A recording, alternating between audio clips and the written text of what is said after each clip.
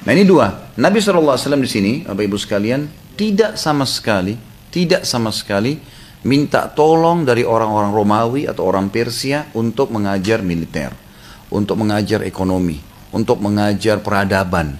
Gak ada sama sekali. Nabi SAW mulai dari nol. Bangunan asasnya adalah Al-Quran dan Sunnah. Gak ada yang lain. Jadi umat Islam memang harus kembali kepada pondasi ini, Al-Quran dan Sunnah. Ya.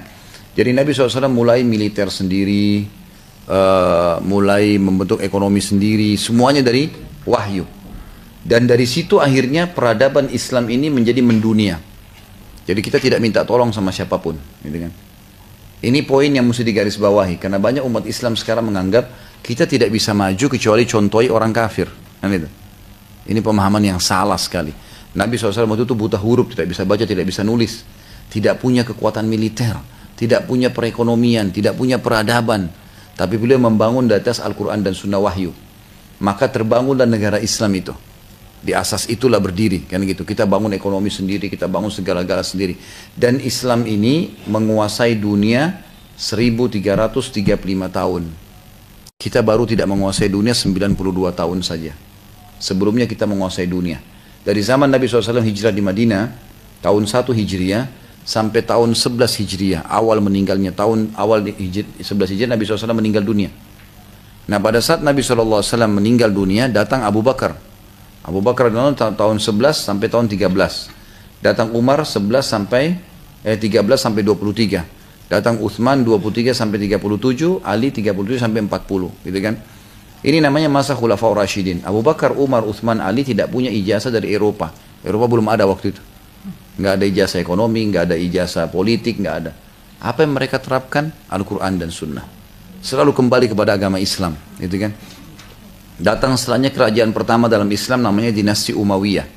Itu dari tahun 40 lah kurang lebih sampai 132 Hijriah. Ini asasnya Al-Quran dan Sunnah. Dan pada saat itu kita sudah menguasai setengah dunia. Karena di zaman Umar bin Khattab itu seluruh wilayah Persia sudah takluk tahun 15 Hijriah. Seluruh wilayah Syam, negeri Syam dan bagian Asia dari Turki itu semua sudah masuk Islam di tahun 16 Hijriah. Dan Mesir serta sebagian besar Afrika sudah masuk Islam di tahun 20 Hijriah. Jadi kita sudah menguasai setengah dunia nih. Seluruh Jazirah Arab, ya, kemudian seluruh bagian timurnya, ya, itu adalah wilayah Persia. Seluruh wilayah baratnya, ini adalah wilayah barat Afrika. Seluruh wilayah utaranya, Eropa, daerah Turki bagian Asia dan negeri Syam. Ini sudah dikuasai semua. Dan waktu itu kisah sekali lagi peradaban kita bangun sendiri, ekonomi kita sendiri, ya. Masalah tatanan sosial semuanya sendiri. Jadi Islam yang diterapkan. Kita nggak pernah contohin yang lainnya. Jadi harus difahami ini. Secara histori begitu ya. Berdiri kerajaan pertama dalam Islam namanya Umayyah. Tahun 40 sampai 132 Hijriah. Setelah itu datang Abbasiyah. Waktu itu Umayyah ini ibu kotanya di Damaskus, ibu kota Syria ya. Itu dari tahun 40 sampai 132. Lalu datang Abbasiyah. Abbasiyah ini dinasti kedua dalam Islam. Itu dari tahun 132 sampai 656 Hijriah. 656 Hijriah. Dan waktu itu betul-betul Islam jaya. Di mana-mana Islam tersebar, di mana-mana Islam jadi contoh. Kemudian setelah itu datang dinasti Utsmaniyah yang terakhir. Itu dari tahun 670 Hijriah sampai 1335. Hari ini kita tahun berapa Ibu-ibu sekalian?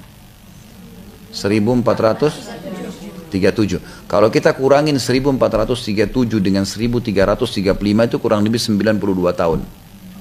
Jadi kita hanya 92 tahun saja tidak memimpin dunia. Sebelumnya kita memimpin dunia nih. Utsmaniyah itu berubah menjadi republika dari hukum khilafah, hukum Islam, hukum Al-Quran dan Sunnah menjadi republika kayak kita Indonesia. Mulailah Turki ikutin Inggris, gitu kan? Indonesia ikutin Belanda, Malaysia ikutin Inggris, Afrika, Mesir, Tunis, Jazair ikuti Perancis. Jadi akhirnya kita ini berkiblat kepada negara-negara kafir. Waktu itu ambruk semua nih Islam. Habis semua. Sebelumnya kita 1335 tahun berkuasa. Turki itu sebelum pada tahun 1924 Masehi. Sebelumnya itu menguasai dunia. Sampai para pendeta dan pastor di Eropa mengatakan, kami prihatin melihat anak-anak muda kami karena mereka tidak ada yang dianggap modern kecuali Islam. Itu bahasa pendeta. Jadi bajunya anak-anak muda tuh baju orang Islam semua. Mereka bangga Nasrani kalau pakai kopiah. Mereka bangga kalau pakai surban. Perempuannya bangga kalau pakai jilbab. Kalau laki-laki melamar di Eropa pakai bahasa Arab diterima langsung, dianggap orangnya modern. Dan saya punya fotonya di WhatsApp saya sekarang, masalah dari salah satu manuskrip di Turki, itu sampai Raja Austria, waktu itu salah satu kerajaan, itu istrinya pakai cadar. Dan di situ ditulis, dia pakai cadar dan semua ratu-ratu di Eropa pakai cadar. Bukan muslim ya, karena mencontohi ratu-ratu Islam di Uthmaniyah. Dianggap ratu memang tidak boleh semua orang lihat. Pakai cadar semuanya. Jadi Islam luar biasa pada saat itu. Luar biasa gitu. Jadi bagaimana memang Islam berjaya. Nah, pada saat kita tinggalkan Al-Quran dan Sunnah ini ambruk nih. Turki begitu mengubah dari khilafah menjadi republika, hukumnya sudah hukum Inggris, maka yang terjadi kacau balau semuanya. Kacaunya apa? Ya, akhirnya jadi jatuh semua. Jadi jatuh semuanya. Jadi Turki itu menjadi negara 100 yang sekian terpuruk. Gitu kan? Jadi negara miskin. Padahal dulu ini kalau kita baca sejarahnya luar biasa. Seluruh dunia Islam yang terdengar azan itu dikuasai sama Turki.